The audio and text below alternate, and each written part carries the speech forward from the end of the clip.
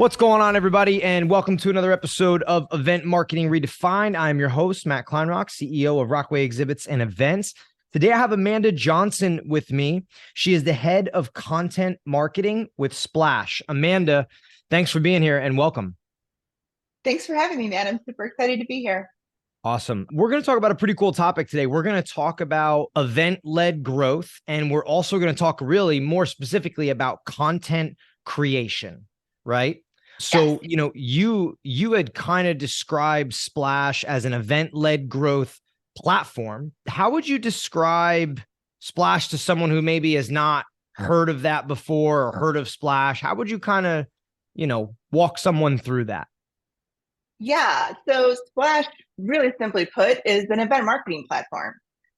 We help companies, individuals put together the best event possible from the very first email invite all the way through to the follow up, being on brand and being able to create consistent messaging throughout every touch point, regardless of the format of the event. So virtual, in-person, hybrid. And I think where the event-led growth portion of that comes in is, if you're not familiar, event-led growth is obviously a go-to-market strategy, right? That uses events as the primary channel to drive business growth and engagement and to achieve specific outcomes, usually revenue.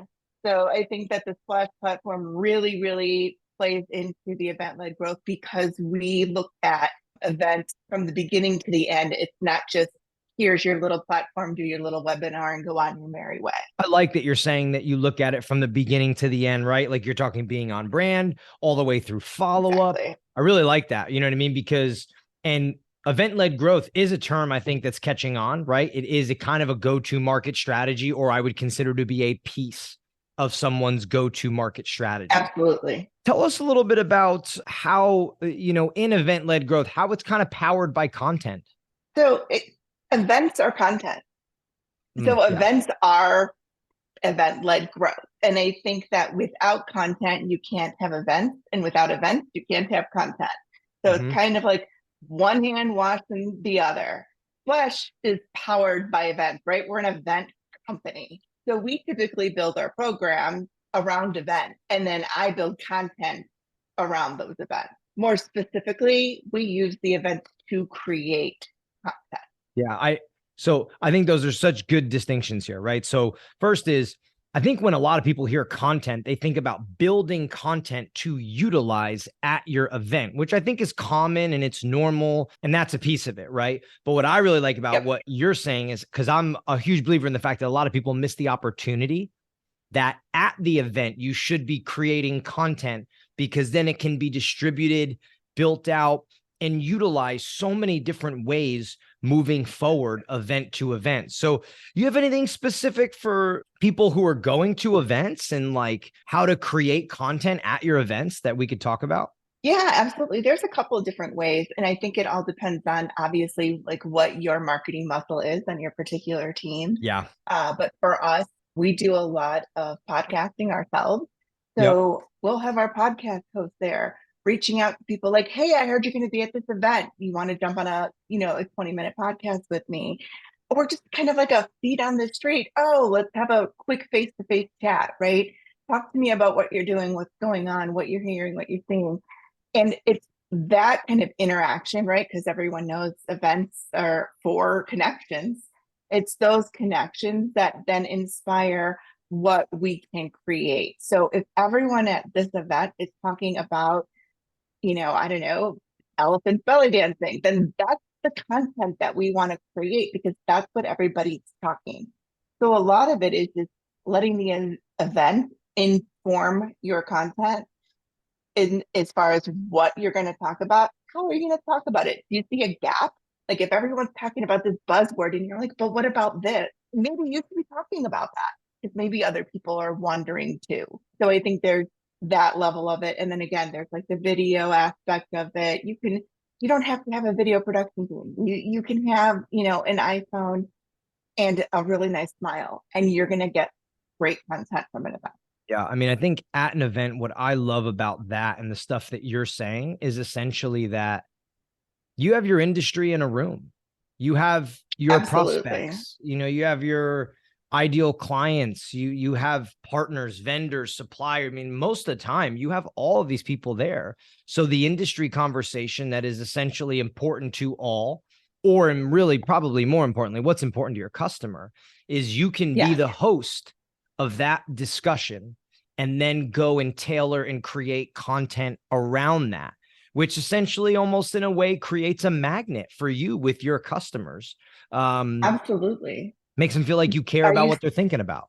and you do, because right, if you're there and your customers are there and you're hearing the same thing over and over again, maybe it's a pain point. Maybe it's a pain point that you happen to be able to address really, really well. Well, guess what? That's an entry for you, but it's also a solution for that customer, a way to address a pain point. You have this problem, guess what? Here's a solution for you. Even if it's not your product, if you come with the solution, they're going to listen. People want you to solve their problem. So if you're coming with a solution, even if it's not, hey, it's Flash, and we're the solution. It could be something adjacent, similar. Hey, this is our experience. We've done this. We've seen success with that. I have a customer that did X. Maybe that'll work for you. Those are the types of conversations that connect really, really powerful connections. Yeah. I also think you learn a ton about your customer, right? Like when you act, Oh, for when you sure. just sit and talk to them and you pick their brain, like, do you have the ability to say, like, hey, be more specific, like walk me through that? What Yeah. exactly do you mean by that? And just opening them up to getting an understanding of like how they think, how they organize and make decisions. Like all those things should be Yeah. so important to people at an event. And I think that I don't want to go too off topic, but I think at events, people get so focused on like leads and ROI and all these different things, they forget Right. that you are face to face with your customer. And this is the opportunity to truly get to know them, even if it's just for data sake, let alone just a interpersonal relationship. And this is really a good way of doing it. Absolutely. Absolutely. I think it can't be understated. Events are about connections. Flash is an events first company. So Yeah. we're about connections and making those connections. And the world's changed just dramatically in the past few years. And I think that people crave those connections. And if you are not, you and your company, if you're not taking those opportunities to make those connections, you're really missing out on a chance to, really make impressions on people about your company.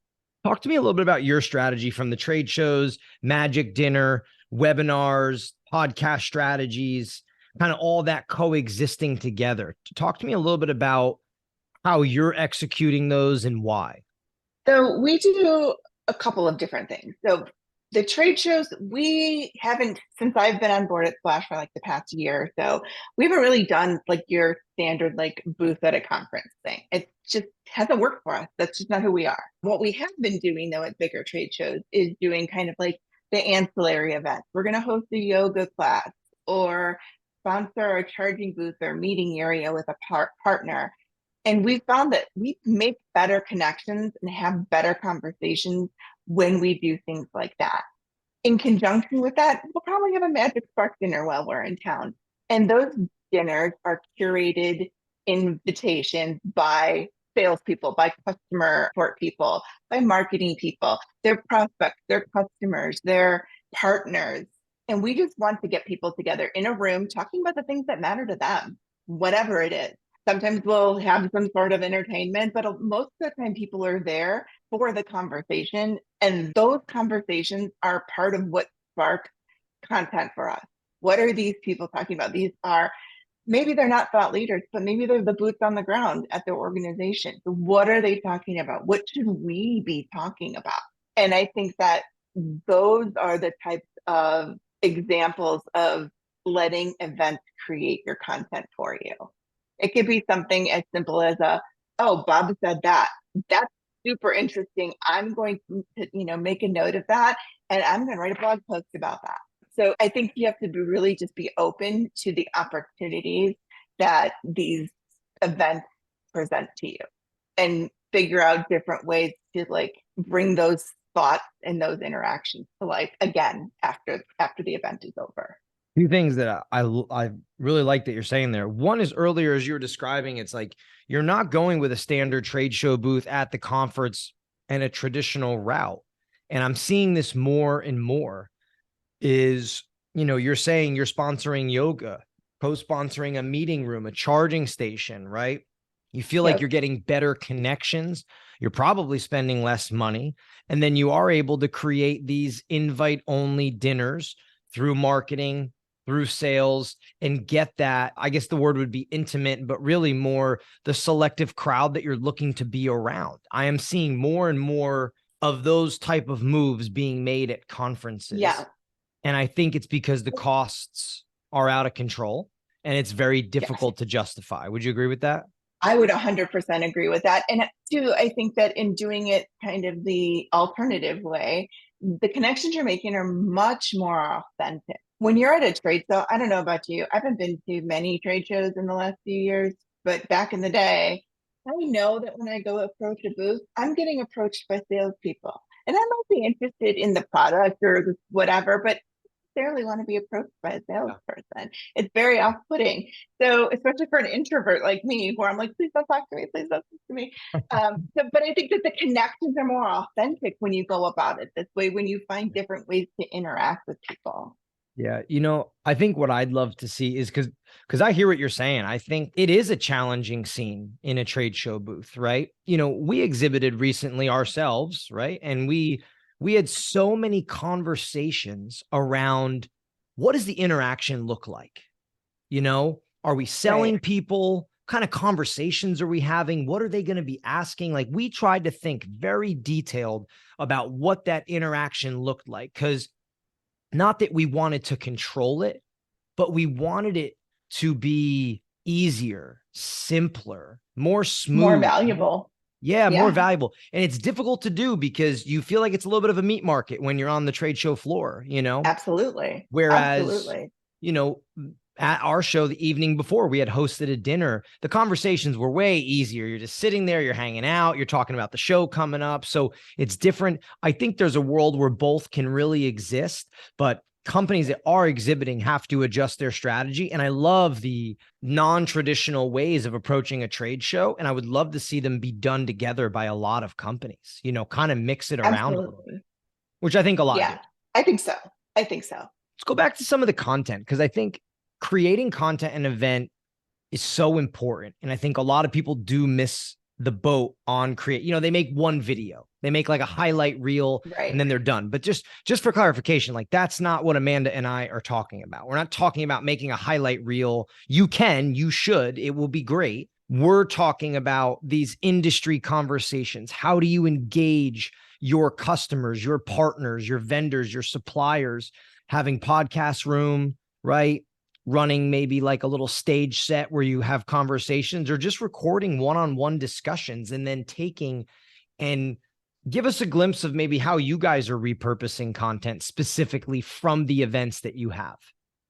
Yeah, absolutely. So we do it in a bunch of different ways, and we're in the process of scaling up. So like we know what our ideal looks like. We may Yeah. not necessarily be there, but we're getting there. So we look at events as like one of our core content pieces, which means this is an event. This is an opportunity to create as much content as possible. Get the most bang for your buck. So we have a standard package, if you will, of content that's created. So what does that look like? Generally speaking, there's video clips for social media, for BDR outreach.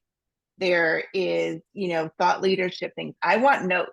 I want whoever was at that event, because I don't usually attend them. I want their notes, or I want a Slack message that had a great combo with this person. This is what they were talking about, so that I can write a blog post about that. Mm. Or we can create, like a small, like visual. We call it mini content in Splash World. It's just small visual, really easily digestible piece of content that talks about one thing or breaks one thing down, really, really simply. But it's about volume, right? Like maybe you have the full length thing, then you have 6 shorts, and then you have 4 social media posts, you have 3 BDR outreaches, you have a drip email campaign, you have promo for your next webinar or next, event that you're attending. You can, do you have partners that you are at the event with? Can you create content with them? Can you create a webinar that follows up on some of the, topics that were being discussed there? Do you have a podcast? What kinds of topics can you create, or conversations can you have based on the content that was discussed at the webinar? So it's just a snowball. And I think a lot of people, myself included, get focused and excited about what net new content can I create. I have this great idea for a piece. That's good, and you should still do that. And I got carried away last quarter, and I'm like, I want to make all the AI content, and it's going to be fantastic. And it was. But then I got to the end of the quarter, and I was like, well, great. Now I've got all of this core content from events, webinars, whatever. What have I done with it? Oh, yeah, missed the boat on that one. So it's going back and saying, okay, let's pull all of this stuff out. Let's get as much bang for our buck as we can. Let's plan for that ahead of time. So that when I'm building now Q4 or Q1, I'm saying, here's our core piece of content, or a webinar, an event. And these are all the things that I'm going to create out of it. Maybe like a placeholder. I don't know if I'm going to create a blog post or a small piece of content or whatever, but I know I'm going to do it. And then I let that drive the rest of my calendar. Yeah, I feel like the repurposing and kind of the distribution of the content. I mean, especially now in a day and age, I mean, for marketers who are listening to this, like the marketing game has changed and is changing 100%. Like you are at these events, you are carrying important conversations, you're learning about your customer, your industry, you're talking about the problems, you're putting out your positioning and stance on things that are going on in your market, the problems you're solving, what customers are having. Like you got to get this information out there, because what used to be trusted was Google searching something and reading blogs. Now it's really no longer trusted, because everybody knows that the blogs are being written by someone in the Philippines, someone in India, somebody here in the Right. States that doesn't know anything about your business that you found on Upwork. Like, so Right. what is trusted is community. What is trusted is video, like authentic video. Like if they're seeing you and I have this conversation and they deem you to be an expert in content, be like, wow, Amanda really knows what she's talking about. And they watch a video and they're like, oh, wow, maybe we should call Splash. Like that's kind of the direction it's going. So the underlying, I think, point that Amanda and I here are making is your events is the opportunity to create enough content for 6 months. Enough content, maybe minimum. not for 6. Yeah. Yeah. I mean, you can create a lot. I mean, depending on how many events, right? Yeah. I mean, You it don't want depends what your people to get content sick of you. That's the challenge too, right? Is how much is too much? Because there is a such thing as like, oh my gosh, are they ever going to talk about anything else? Sometimes it's hard to know that balance. Yeah. But if you have, I don't know, 2 events and a webinar and let's say a podcast, I can create content for an entire quarter off of those 3 things if I really wanted to. And frame it in such a way that you don't feel like it's repetitive. Because I think some of it is you're not just regurgitating what happened at the event, right? You're extrapolating, you're pulling from it, you're taking themes, you're taking topics, you're taking quotes and comments and this and that to inspire other things. Yes, you can repurpose that video 6 ways to Sunday, and you should. But you should also start to think about what's next. What's the follow-up conversation look like there? Yeah. Maybe that's maybe that's a nurture campaign to those people that you met. We talked about this. I think you want to know more information about that. Am I right? Here's some information about that. Then let that tell you whether or not you were right. If no one's engaging with it, you're like, right, okay, we're changing directions. We're going to go this way.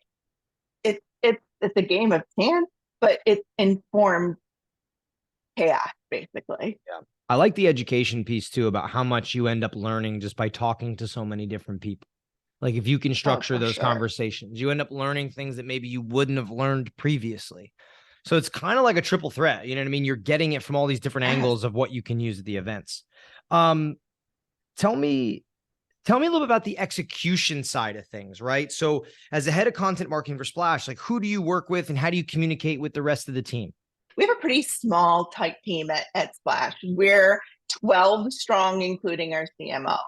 So a lot of us wear many hats. Yep. and we are very closely aligned as far as who's doing what and when, because we have to be. Mhm. So that looks like a lot of Slack communications, meetings, updates regularly. I work very closely with demand gen because a lot of our content fuels their campaigns and promotions. I work very closely with our experiential team because they're feeding me content, and in turn, I'm feeding them content. So I think because we're a fully remote company, like I said, a lot of our communication happens on Slack, but it's a quick message, a quick huddle. Let's touch base. Let's do this. We do a lot of async communication, but I think we end up communicating more than we might have if we were in an office, simply because I think there's that like inherent, predisposition to say like, oh, we're all in the same room, so we know what everyone's doing. And that's not always the case. So and then the last part of that is we basically have at Splash a revenue team, right? Marketing, sales, CSM. We're all part of a larger revenue team. So I need to make sure that we're aligned across the board with what content are we putting out? Where are we going to be? What content can you use to promote that? How are you talking about this, that, and the other thing? What are you hearing from your customers and prospects? So we're all working together to the same goal, which is generating revenue. So I think there's a definite close alignment there between, those three teams that make up one bigger team. With the end goal being in mind to generate revenue, right? I mean, all the actions basically lead down that path. They're just different Absolutely. sides. What from your side with the content marketing, what are you bringing to the table that maybe sales, the event executors, like what are they not seeing that you're seeing, or that like you're bringing to the table in the grand scheme of things with all of the things that are being put in motion for events and content? I think that I'm seeing the pieces of the whole. They're seeing the big picture, execute on the event, go to the event, have the conversation, do the thing, da da da da da. I'm looking at it a little bit more granularly. I'm looking at it as, what was that conversation that you had? Who did you have it with? I wonder if I can do a blog post with that. So it's breaking it down into to smaller bits and looking for that kind of like those meaningful moments or those moments that matter, to pull those out and then create something from that. If you create content that's, you know, five, 10, top 10 lists of this, probably not a whole lot of value to your audience, right? Same thing, you can create 6 videos, but if it's just like your team at the event waving to the camera, like there's no value to that. So it's helping them to identify the value that they're inherently creating just by doing their job. I love that answer because I think sometimes when you talk to people in the event space or just anybody in about trade shows, conferences, events, virtual, whatever it may be, a lot of people are always talking like, oh, connections, interpersonal connections, this and that. And nobody really puts their thumb and says the idea, the fact that like there's so many good discussions happening and so much good stuff happening face to face that normally wouldn't happen, right? That you're talking about, okay, I'm trying to just find a way to capture some of it. I'm just trying to find a way to Right. capture one glimmer of conversation to turn it into content, to make it marketable, to be able to distribute it to a customer, to give it to somebody, to provide value with it of what happened at that event. Because as you know, people go to an event 3-4 days, it goes by real quick. It's a whirlwind. Everyone's tired. Everyone's exhausted. Everyone's on their feet. So that little piece of it. I love that answer because there is so many good little, gold nuggets They're inside of stories. everything. Yeah, It's the stories. Yep. stories. It's finding the stories that need to be told beyond like just, we were at this event and this thing happened. There's Yeah. stories that need to be told. And that's what, as a content marketer, those are the things that I'm looking for. What were the stories that were going on at that event? I really like that answer a lot because I think it's true. Um, Tell me about stories and like narrative when it comes to content. How do you kind of plan that out? How do you kind of um create it with what you're given? I think that for me, I feel like I kind of look at it in a couple different ways, but primarily it's, again, identifying the story that needs to be told, and then what's the best way to tell it. And you can think about that in 1,000 different ways. But long story short, if you are telling a story to your grandma versus a coworker versus your 7-year-old niece, you're going to tell the same story in 3 different ways, right? Based on Yeah, your audience. that's true. So then it's, okay, who's my audience? What do they care about? What are their pain points? What are their, what are they talking about? What are they thinking about? And then framing those stories in the context of the people that you're telling them to. And Yep. I think that's really important because sometimes it's easy just to create content in a vacuum and say, I'm going to write this piece because I think it's going to resonate. Okay, well, who are you writing it for? Yourself? Or are you writing it for your ICP or this person or that person? So I think for me, that's the biggest part of it. Who Yeah. are you telling your story to and why? Why are you telling it? What do you want them to get out of it? Do you want them to take an action? Do you want them just to walk away with knowledge? What's the point? Yeah, no, I like that because the stories need to be told differently. And I think you can use similar content to different audiences 100%. as you build out. And that's essentially what you're saying is, if you want to create a story, if you want to utilize content, you got to understand which and to whom it's going to. And then you can kind of build around that. I mean, it goes to like, as far as repurposing goes, if you think about it, you can write, if say your company is doing a lot of ABM or vertical marketing, you can write one set of emails to your, I don't know, we'll call it your small business owner, right? You can take that same set of emails, repurpose them by just changing the tone or changing this, just making little tweaks. And that same email drip can then go to manufacturing people. Yeah. And that same email drip with a little bit of changing can go to this other audience that you have. That's how you make your content work for you, right? You can create one piece of content and use it in 7 different ways. You might just have to tweak it a little bit to get it all the way there.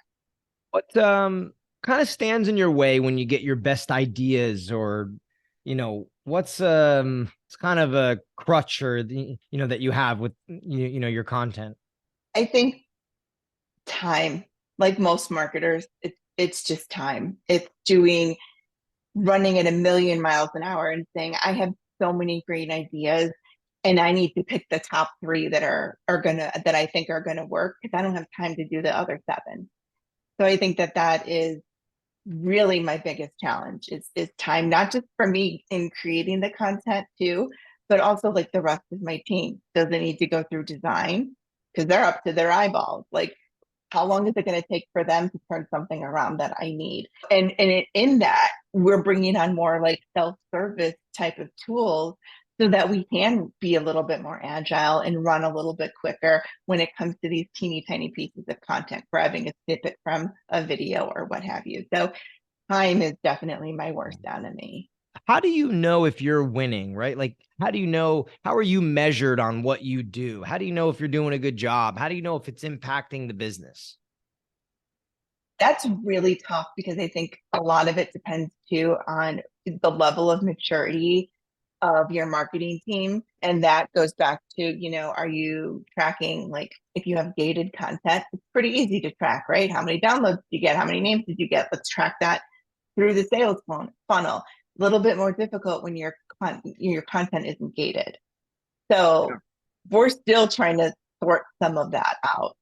So is my based on, web analytics. Are we looking at Google Analytics?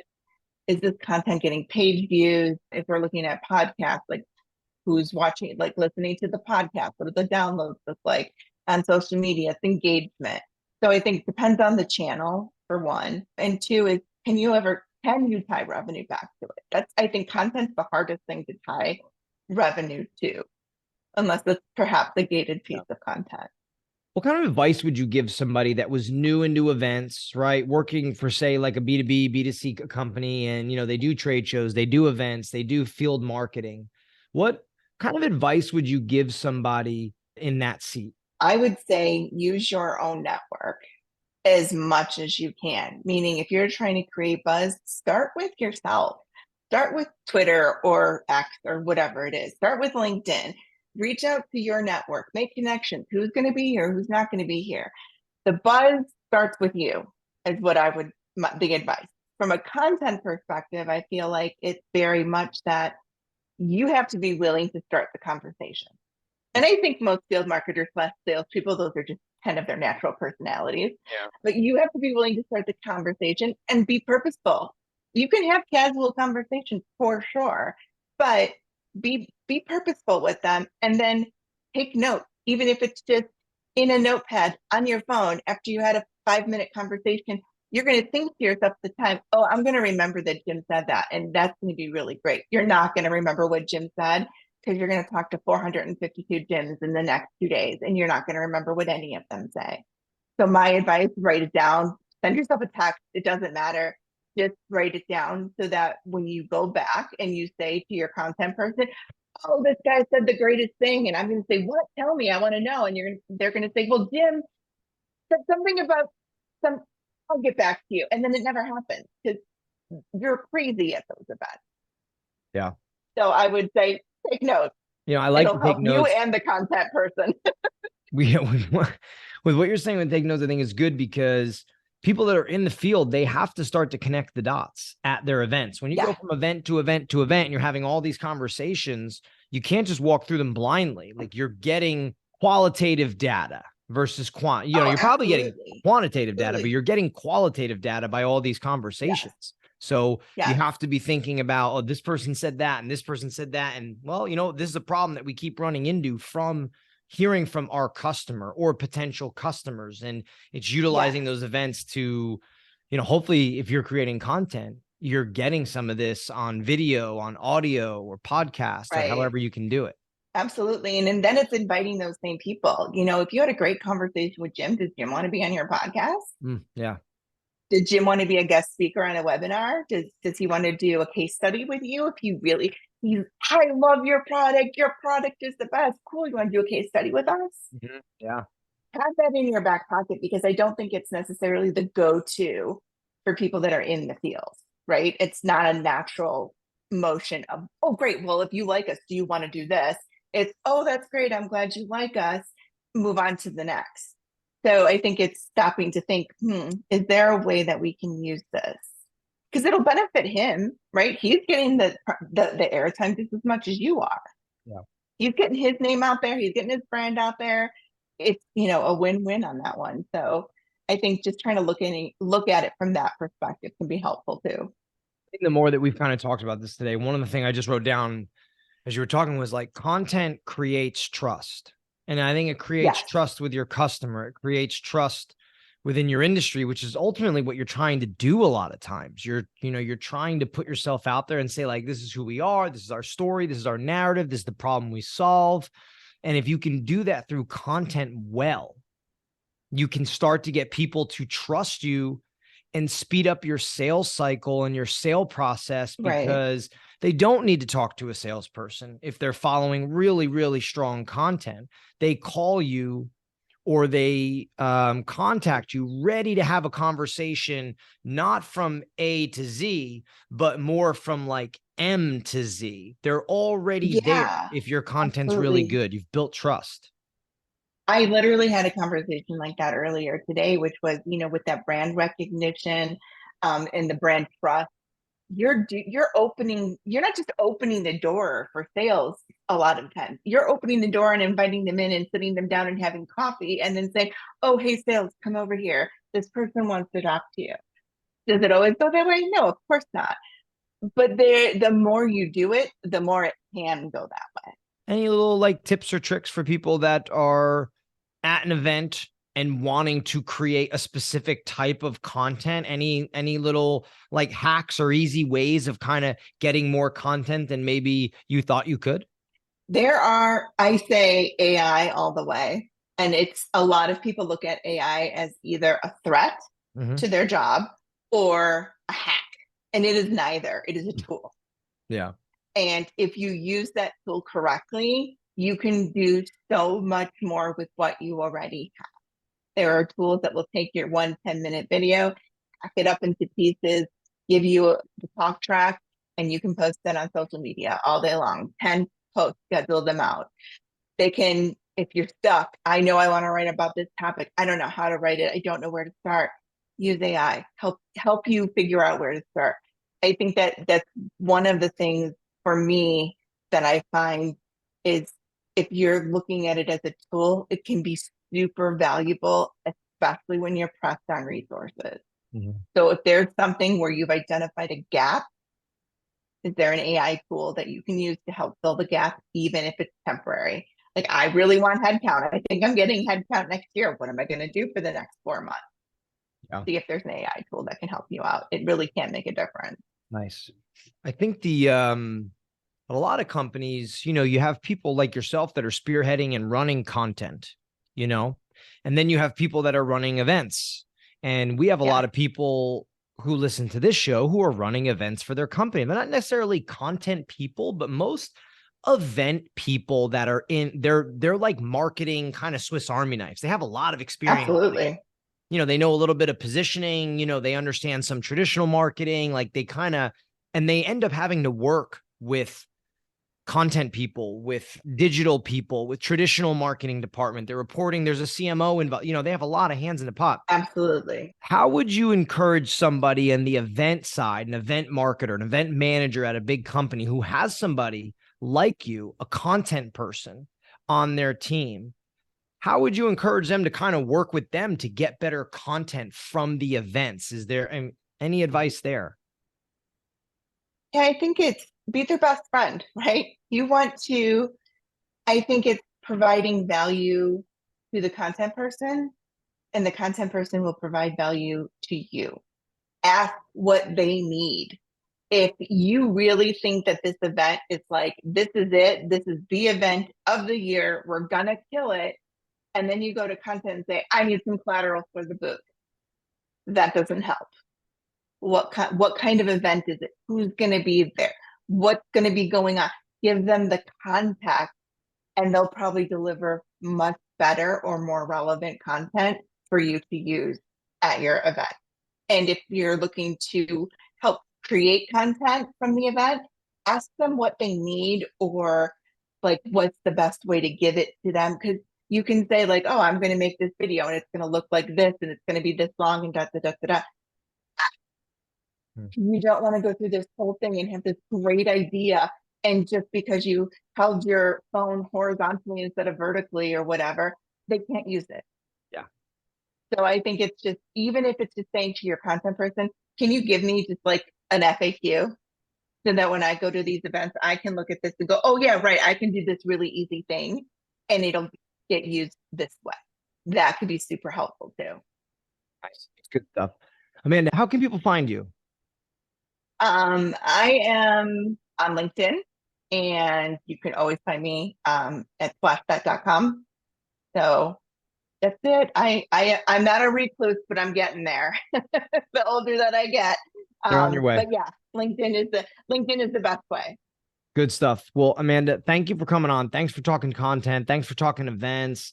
Thanks for giving us an idea of really the multi-use, the distribution, and kind of the power that content has specifically through events. It was really good talking to you. Thanks for having me. It was a great conversation, and it's something I'm really passionate about. So I'm grateful for the opportunity to talk about it. Awesome. Thanks, everybody. This is a wrap. Thanks for listening to Event Marketing Redefined, and we will catch you next time. Thank you so much.